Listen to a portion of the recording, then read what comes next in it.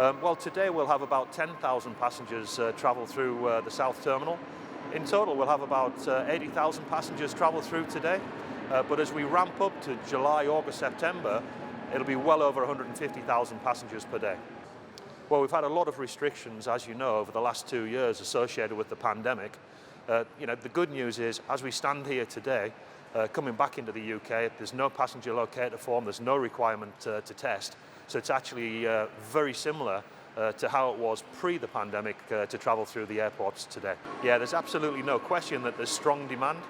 We know that by talking to all of our key airlines.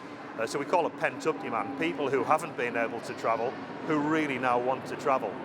So we're seeing strong load factors on board the aircraft and strong passenger demand.